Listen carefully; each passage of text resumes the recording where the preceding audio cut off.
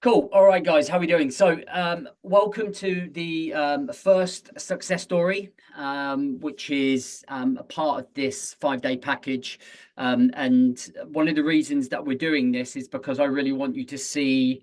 It's almost like being able to see this is where you could get to. This is where you're going to be from somebody that started just like you guys started. And I think it's important to be able to share the journey and the learnings through the journey. And I think that whenever we learn off somebody, we can accelerate our progress a lot quicker by learning from those mistakes. Okay. And when we outpour and when we unpack, we're able to take valuable lessons that we learn from other people. So I'd like to welcome Tim.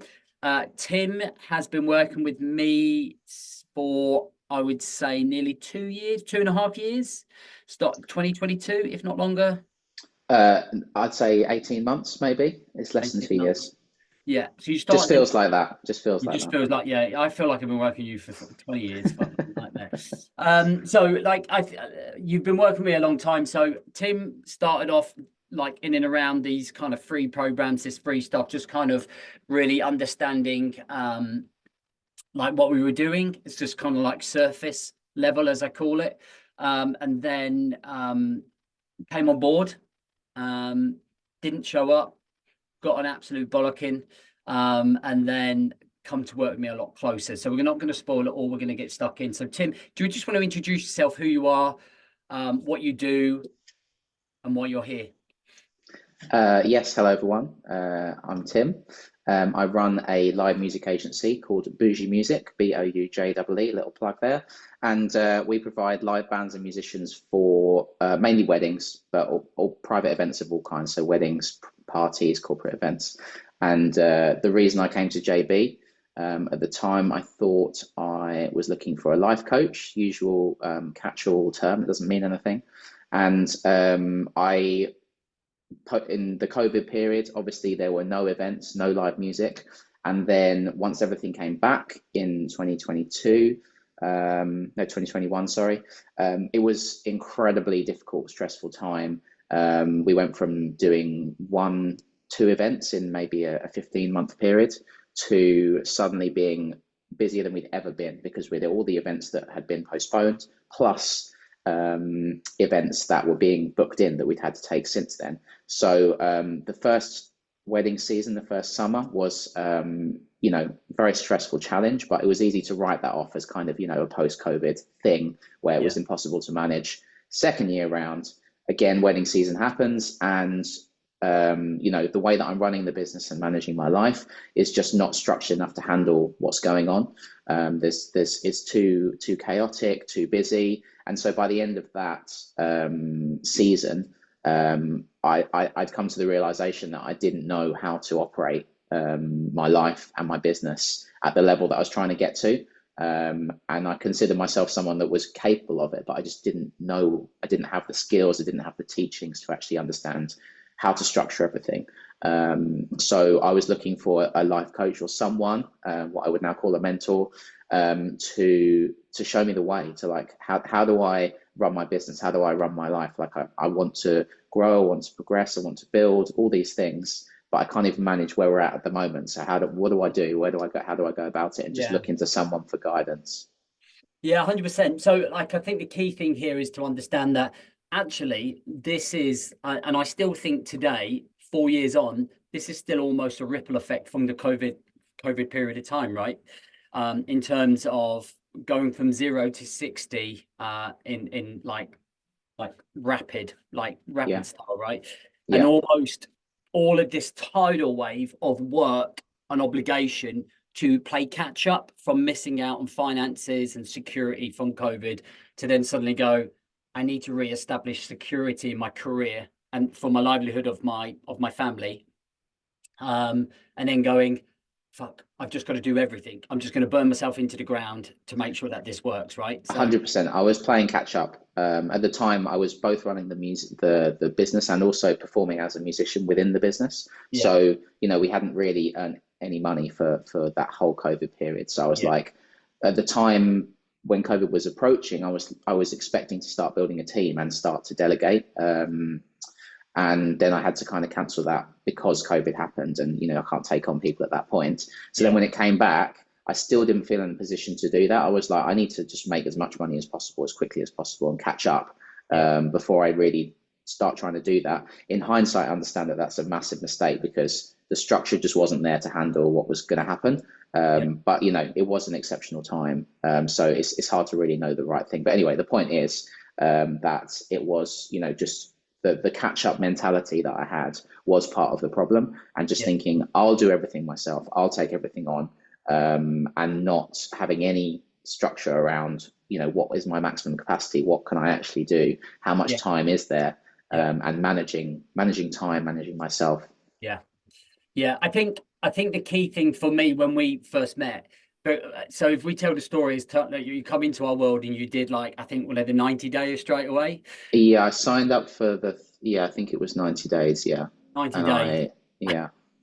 So I was doing my check-ins at the time, and I was like, Tim Sentance hasn't right. We need to get on the phone with Tim. So, but Yeah, I don't think I did a single session no, I because don't know. I signed up in the middle of the season. I had an afternoon. I was like, I've got some headspace. I need to find something. I'd been recommended JB, sign up, and then it all came crashing back, and I just didn't do anything for Yeah, like 2 months. 100%. So before we get into the next phase of the story, I just want to emphasize the key things here where Tim is struggling. So number one, there was no strategy.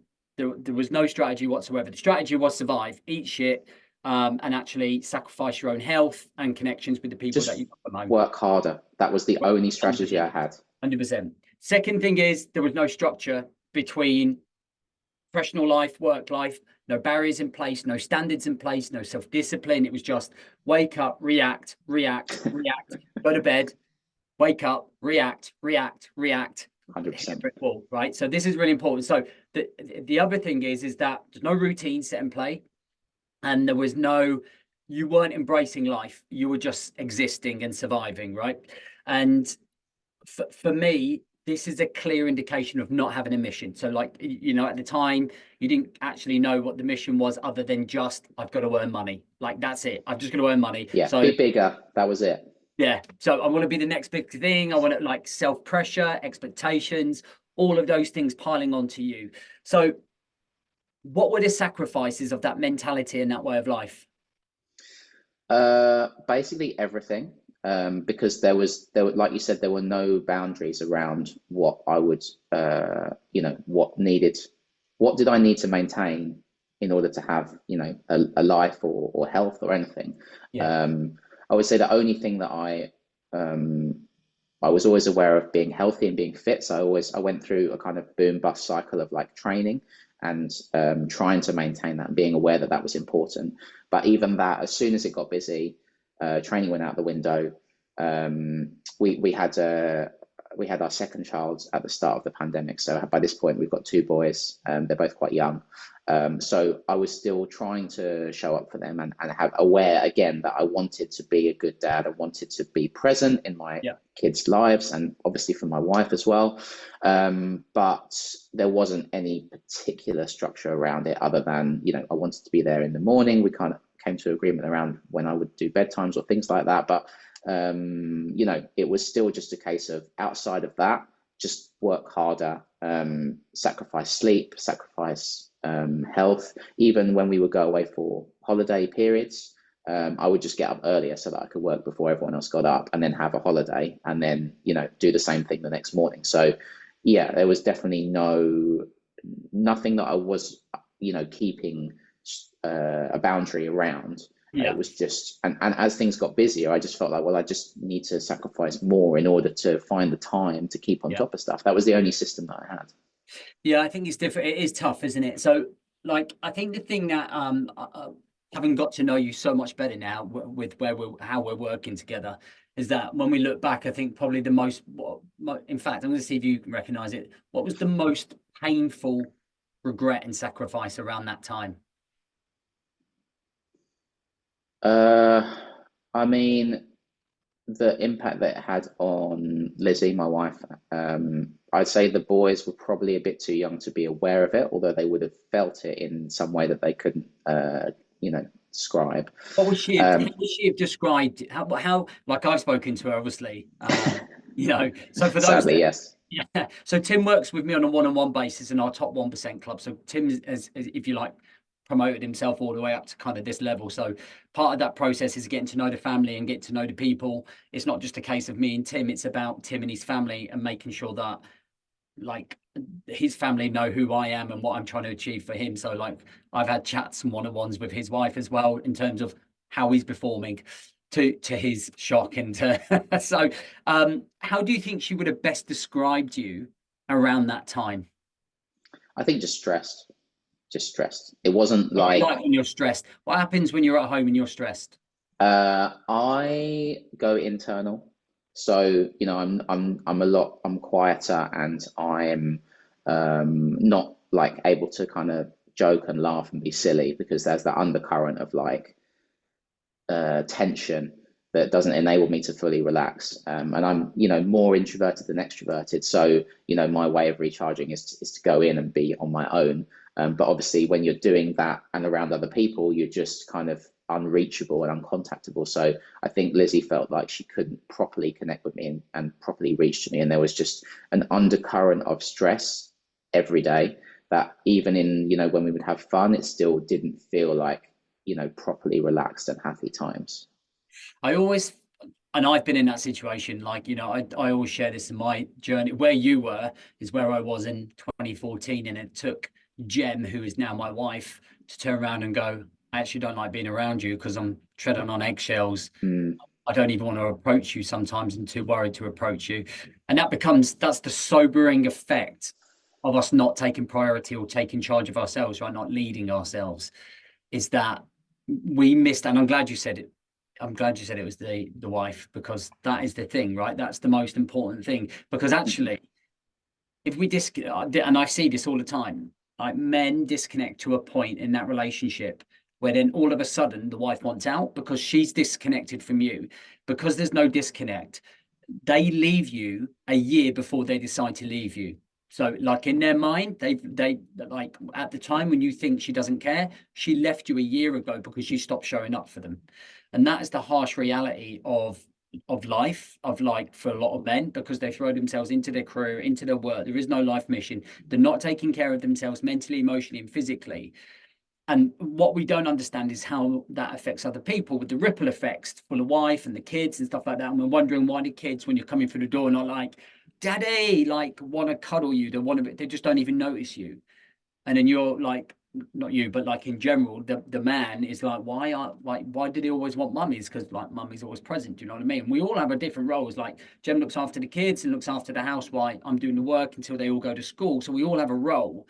But if we're not connecting and working as a team with our wife, then you're disconnecting. Like, if we're not connecting, we're drifting apart further and further and further. And this is why it was so important for you. And you took that leap. And this is why it's so important for so many men to go, my God, lead me to lead them. So our mantra for the Remember the Mission is lead you to lead them. And the them is all of those responsibilities in your priority order. Okay. So if you don't have kids, then it's like your wife. If you don't have a wife, then it's your mum and dad or your sister. But it all starts with you, right? It all starts with taking care of you. So you recognized that and you jumped on board with us and you saw this program, this shiny object, and went, fuck, I'm in, let's go, let's do it. And obviously, even 2 years on, we've changed massively the infrastructure of how we run our courses, and the way that we support the guys. But even back then, we lost you to that chaos. So you joined us to control the chaos, but actually the chaos you got the better of you. And I remember reaching out to you and you going, "Yep, I need to change this." So can you talk about through that time when I pulled you out of that 90 day and we went on to change things? Um, what were the big movements for you? Um, I think so. The first thing was accountability. Um, and I think that was one of the reasons that that's one of the things I was looking for to start with, was having someone who I could speak to about stuff and have that kind of back and forth. Um, but just yeah, the first thing that I had to do as working with you was the morning accountability. just posting every day. I've done my morning routine. What am I working on today? And just that simple, the simple check-in every morning to like remind you this is what I should be doing, or it's just that basic structure of like getting up and having a structure where there's a morning routine and you check in, and you can't just let the day kind of overrun you. I found that incredibly powerful, even just having to post in the WhatsApp group what I was going to do that day. It just kept me on a lot more on track, and it's harder to get distracted because you're being forced to actively think, what am I going to do today? What am I trying to do today? What am I trying to achieve? And just having that daily check-in. I mean, there's so many more layers to that in terms of what you really staying on track in the long term. But at the time, all that I was really capable of was just the day to day. Like, I was still under a lot of stuff that I could just about look up enough to see tomorrow or today. And so being able to just having to post in the morning, what am I doing today? What's being accountable to you and the group, that I have to do that every day. And that was the start of a structure. You can't build any structure if you don't have anything in place. And that was the first stone in place of having any sort of structure at all, was just every day, post your accountability, and we'll build from there. Yeah, 100%. So I would say that it's taken you almost 14 months to get you to where we need you to be. Would you say? Would you agree? So yeah, I feel like I've just about got a handle on, today, next week, month, quarter, year, like that whole, the whole encompassing of it. Because like I say, at the time I couldn't look up enough to see past. And there was no foundation. So it takes a long time to build all those layers and be able to manage all those things at the same time. Yeah, and I think it's important to explain to everyone here. So for my theory on mentoring and coaching is in 3 stages. The first stage is always to build the man. So you can't do anything unless you build the man. You can't be the top of your career, you can't be the great husband, you can't be the business owner unless you build the man. And the man has to be built from the ground up. All right. So that means mental, emotional, and physical. Those things have to be built, developed, and continue in a continued growth cycle. When you become the man, you then suddenly become the asset. And when you become the asset of your life, you become the asset of your career, you become the asset of your family, you become the asset of everything else around you. And then the third stage is when you become the asset, you become the leader. So when you become the leader, you then start to make good decisions. You're then self-regulated. You're then really confident in yourself. You then can preempt and be more proactive than reactive. And that stage is deep, because like if you think about all the years of neglect that you had, Tim, it took us almost a year, 14 months to have to flip like maybe 8 years of bad habits and negative, and it all changes with all of the DNA that goes into your brain. Everything in here, boom, boom, boom, we're reprogramming our mind. And the key thing that we're trying to achieve here is not quick fixes, not fads, not things that are immediate impacts. We're not looking for that, because before we build up in this skyscraper, like Tim was saying, the thing that we have to do is build down, and we have to build these foundations. Because if you start layering and start trying to build your life without the foundations, the bigger that skyscraper gets, the more you take on, the more likely it is to topple over without the foundations. And what I mean by topple over is like curveballs, right? So curveballs in your business, curveballs in your personal life, curveballs in your own progression. And when those things happen, it's like a little switch inside of your brain. And you've got to be able to flick the switch and go, no, that's not how we do it anymore. This is how we do it. That is experience. That's being in a process. That's developing yourself. So the mission is ignited, and once you have that mission, you're on a journey. So like Tim's coming with me to Spain next week, so I'm taking 10 of my guys on a retreat next week, and we're going away to work on ourselves, but we're going to be working on our 5-year vision. And by the time that all those guys are finished, by the end of June, every single one of them are going to have a detailed idea about where the vision is going, and they're all going to be on this pilgrimage, this path, this process that helps them find purpose, create direction, and embrace life. And it all starts with the little things like Tim just said. Morning routine, non-negotiable, tick. Evening routine, non-negotiable, tick. Barriers between work, life, and personal space, tick. Like turning your phone off, tick. All of these things, if you can see on my wristband there, it says 1% a day, every day, forever. And that is the journey to achieve the mission, right, guys? And that's where we've got Tim to today, right? So if we reflect him and go from where you were at that stage of chaos to the stage of where you are now in control, I'm going to put you on the spot here. Like, if you could think of 3 things that the last 14 months, especially working like at the level that we've been working, what would you say in terms of overall are the things that have helped you get to the place that you need to be right now? I would say routines or yeah, structures or strategies or things like that. yeah. I think I would say reviewing as a whole, and that's probably one of the later things that I've come to understand how important it is. It's very, I've always enjoyed planning. You know, planning is exciting. You're thinking about what you're going to do, and then doing it is. I've never really had a problem just getting on and doing stuff. But then, if you at any point you don't stop and actually look at what's happened and how it fitted in, then you are just mindlessly working and not necessarily in the right direction or with any intelligence at all. So that kind of review bit where you've planned and you've done and then you review, I think is really important, and it's the hardest. It's almost the hardest thing to, well, for me personally, the hardest thing to implement, because it feels like you're not achieving anything. Planning and doing, you feel like you're making progress, and then reviewing, you just stopped. Like, what am I doing with my time? But actually, it's crucial, because then the next planning and doing is more informed, and if you stack that up over a long period of time, then it makes a massive difference to the progress and what you're actually working on. So reviewing as a whole, just having a structure around when to review, what to review, and how to incorporate that into kind of daily, weekly, monthly stuff is a big one. On that there at the end before you go to second and give you a chance to think of your next one is the review process, guys, is the one that nobody does. Yeah. Like, very few people stop to look in the mirror. When I looked at all the introductions to all of you, a lot of you are not confronting the man in the mirror. You're not looking at him and going, this is what you need to, you're not looking at the problem. And because you do that, we're blind. You're running blind because you think everything's okay, and it really isn't.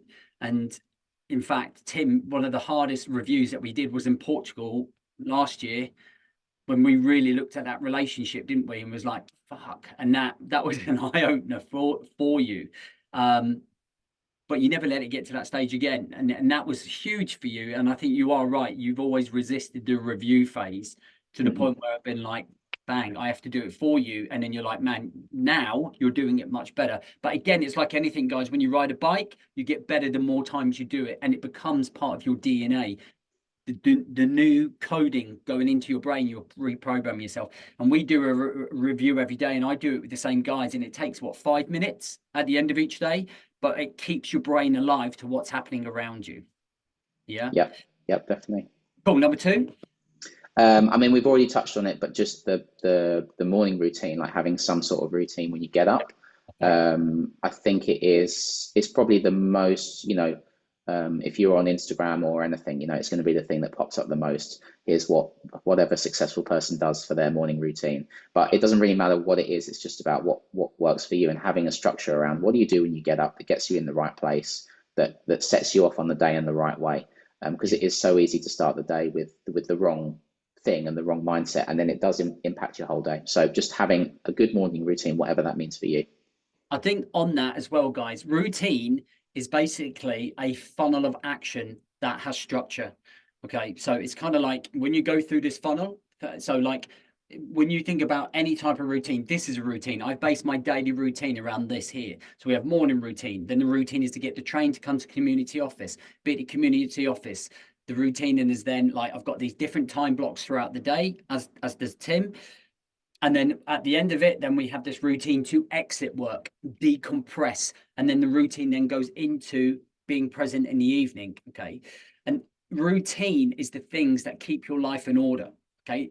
Without routine, that's where the chaos then like explodes out of your mind. You're like, boom, chaos reigns. If you are in a chaotic state, it's because you don't have strong routines. Okay. So whether it's the morning routine, your health routine, your family routine, your evening routine, like when you take a shit, you're in routine because like you go at the same time every single day usually. Do you know what I mean? So it works like clockwork.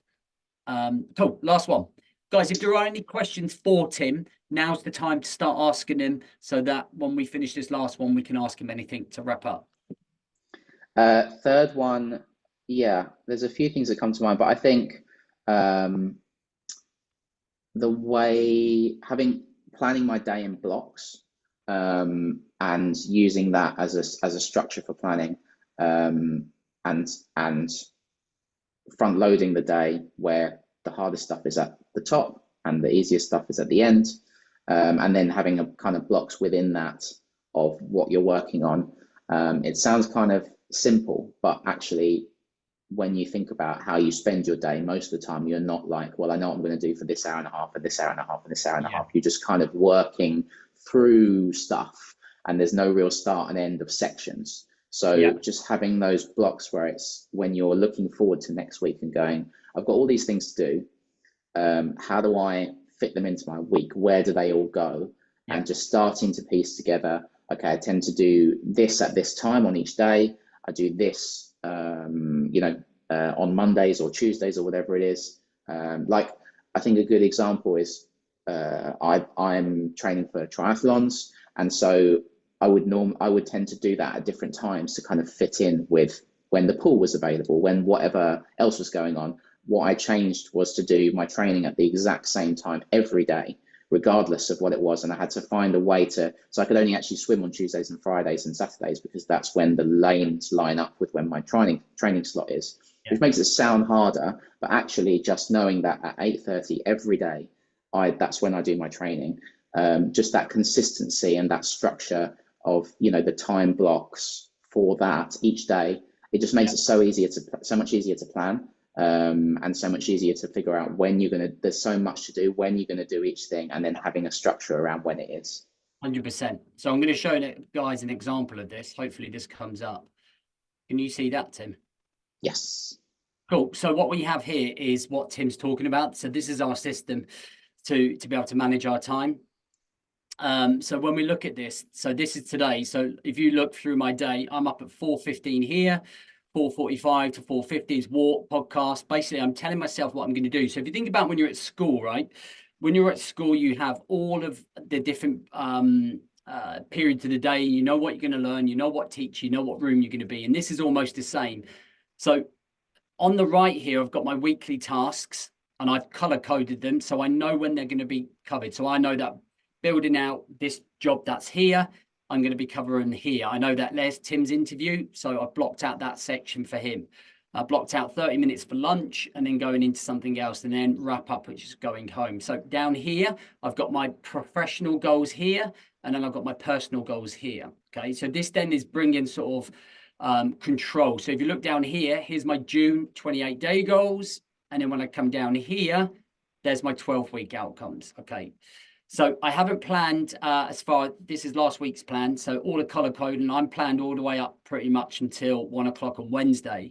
I will complete this day as part of my wrap up period. And then at the end of Tuesday, I'll then plan in detail Thursday. And then on the Wednesday, I'll then plan in detail. So what Tim's talking about is that this system here that we teach the guys on our basic 90-day blueprint is about putting yourself in a really structured control position so you know where your time, energy is going. This is a structure, this is a routine, and this is a system that you can use. Okay, does that make sense? Right, Tim, questions? Okay, so Sean, Tim, were you skeptical about the results when you started working with JB? You're not human if you're not skeptical. I think skeptical. I think at that point, because I tried on my own for so long, to figure out what I was doing wrong and what the answer was. I knew that I couldn't solve it myself. I tried long enough and it wasn't working. So I was willing to try anything that was from outside, from someone who had more knowledge and What made you pull the trigger, experience.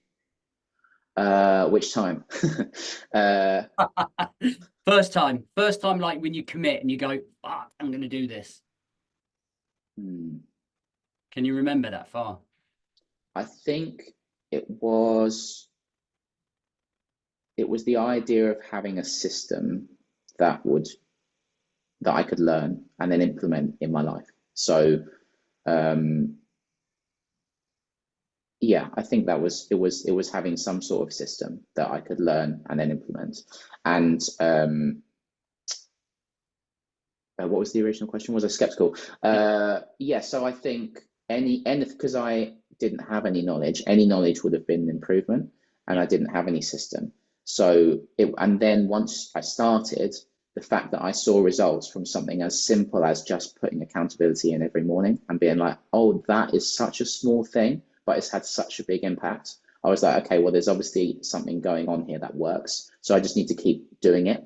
And it's easy. It's like, I always think of back to the fitness comparison. Like if you go to the gym every day for a year, but you change program every month, you're never going to get any results. Whereas if you choose a pretty rubbish program, but just did it consistently for a year, you would get some really good results just from doing it consistently, even if it's not that great a program. So I just knew that I had to do something, and I had to put everything into whatever that was and go all in and try it fully. If it didn't work, fine. It didn't work, I'd find something else, but I had to try something. And if I didn't give it my all, I knew that it would be my fault and not the fault of the thing that I was trying. 100%. And I always say that, guys, like whenever you do a program, whenever you go into something, and I spent a lot of money on personal development. Some courses have been utterly shit. And I thought that the guy was brilliant on the front end, but then the back end, I was like really disappointed with the course. And then there's been other people who I thought, God, they're shit at the front end, but their course was monumental, right? So again, like whenever I invest, I still learn. I'm always learning. Anything that we do is a generation of how you learn, right?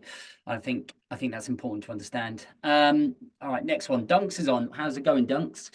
Hi, Tim. Oh, hi, Tim. From reviewing your plans, how have you used what you've learned to improve in the next cycle of planning? Yeah, great question. I mean, there's lots of different levels of review that are going on. So there's the daily review that JV mentioned, where you're just looking back at your day. How did it go? Did it go to plan? There's weekly, where it's a bit more strategic, like what were my goals for the week? How does that fit into my month, my quarter? So that's going to be less like, you know, how did today go? It's going to be more like, well, did I achieve that goal? Why not?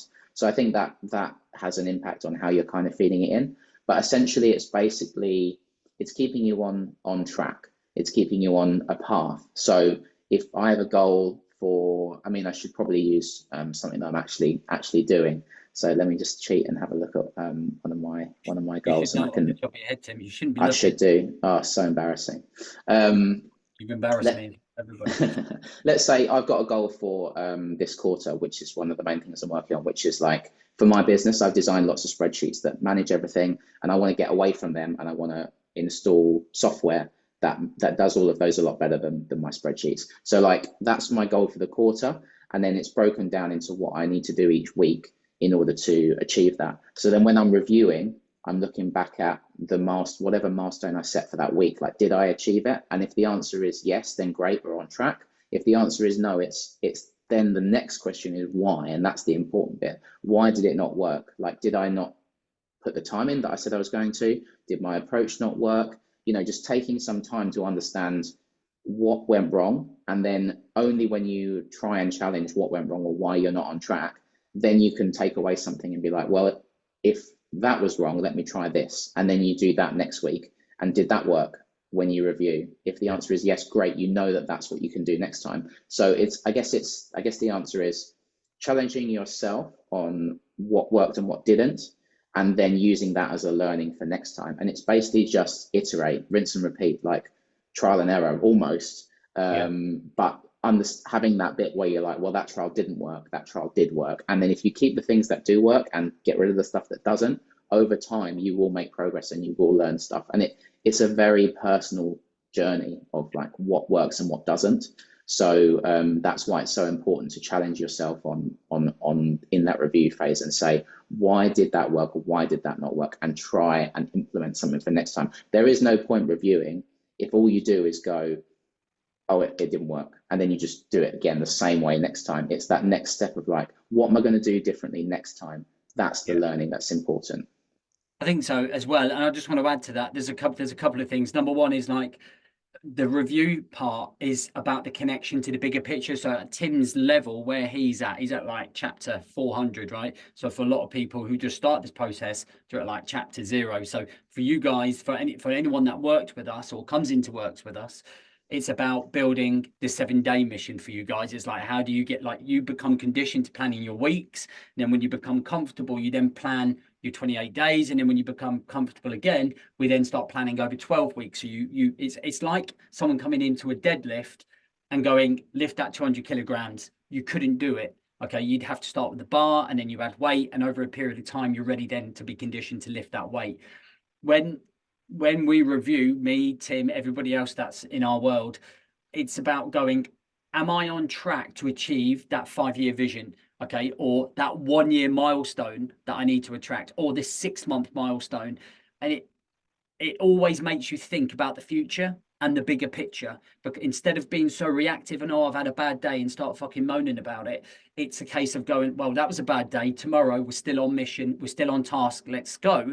It's not about winning the battle, it's about winning the war. And the war is the bigger picture. That's your life. Okay. And that war is made up of lots of little battles, which is why we call it the mission. And all these little missions that you've got to win, but if you don't review them, you're just going to get destroyed. You're just going to get hammered. And the other thing that I just want to elaborate on what Tim was saying there is that the question of why is so important. But then we have to take it to the high emotional state, is that, how do I make sure that this doesn't happen? Because like I spoke on the introduction video yesterday, guys, if you watched it, there is a low emotional state and there is high emotional state.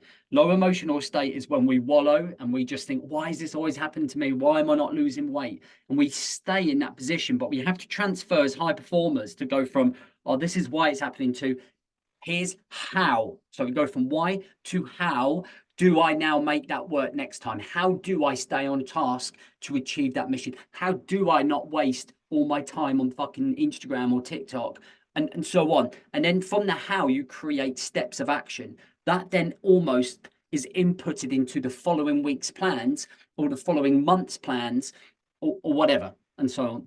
Make sense? Good question, Dunks. Dunks is super intelligent and pretty handy at golf. You're a busy man. I take my hat off to you. So I think that's for you, Tim. Tim, you mentioned being dysregulated earlier, struggling with moments myself on this. How would you advise helping to stop dysregulation in front of the family? I guess dysregulation, I'm not quite sure how to interpret that. When you are losing emotion in front of everybody. So, okay. so when you're coming home and you're stressed, and Sure. you're in the room but not present. Mm. I'll answer why Tim thinks. So one of the most important, you mentioned this one, I'm just struggling with the moments myself on this. How would you advise helping stop? So the key for me is the transition phase about being around in the house. Okay. So the most important thing here is, this is not an overnight fix.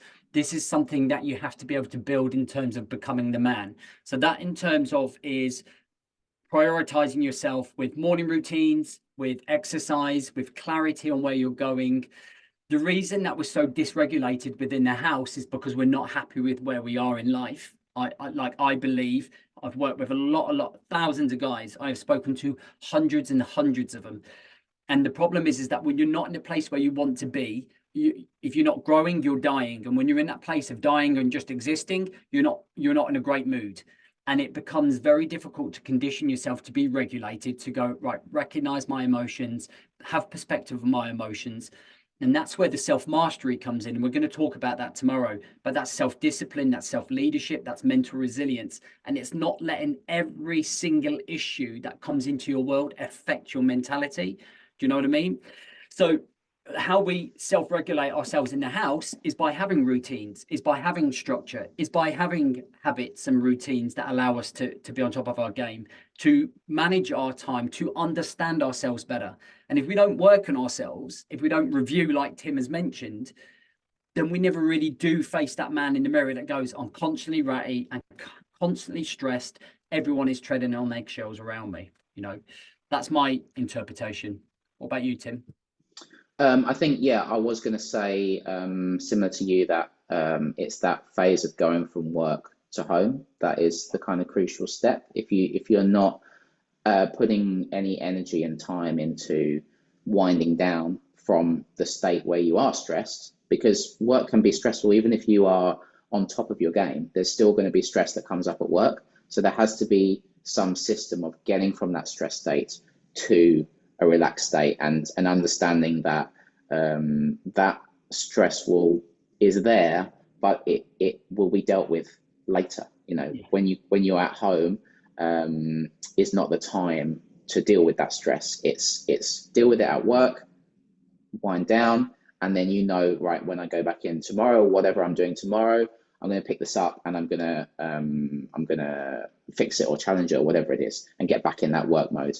And the other thing I would say is that I think personally, one of the things that makes me react in, let's say, less favorable ways, more emotional ways, is if you are stressed, then just the smallest thing is enough to kind of push you over the edge into an emotional response. So if you see that happening in yourself, then it should be a trigger. It should be a trigger for you to look at yourself and go, okay, that was a completely unreasonable reaction to that thing. So therefore, why, I must be pretty stressed as a base state in order for that small 1% thing to push me into an emotional response. So that's kind of a cue to be like, well, I've got to work on this other 99%. It's not about that one moment. Like, what is all the other stuff that is putting me already so close to my limit of what I can handle as a curveball, or as a problem, or as something that annoys me, that then pushes you over to 100% where you can't actually control your response. So it's about working on that, that all that other stress and all that other stuff, and dialing that down, so that because stuff comes up and stuff annoys you, it's like you have to find a way to have stuff happen to you and handle it, and in a non-emotional way, in a calm way, in a balanced way that doesn't then impact everyone else around you. Okay, I'll taught you well. Fuck me. You could become the mentor. All right, so last couple, we'll just rattle these off quick. Do you find that journaling supports the routines and your progress? I actually don't do any journaling. I know that it works for some people. It's not something that I personally do, but I think essentially it's the process of dumping all the stuff from your brain onto a piece of paper. And I just don't do it with journaling. I do it with my lists and my planning and reviewing and that side of thing. I'm kind of dumping the stuff out that way. My wife is more of an she's more of an emotional person than me. She connects with people in an emotional way. I think she is more of a journaler. It would suit her really well to just express how she's feeling in a kind of abstract form and get it out that way. So I think it's just different things for different people. The point is, get it out of your head and onto some sort of piece of paper. Yeah, I agree. I do mine via the podcast. Guys, if you haven't listened to the podcast, go and type in Apple or Spotify, Remember the Mission. Like, I do my morning thoughts on podcasts. That's how I journal. I find it much better than writing.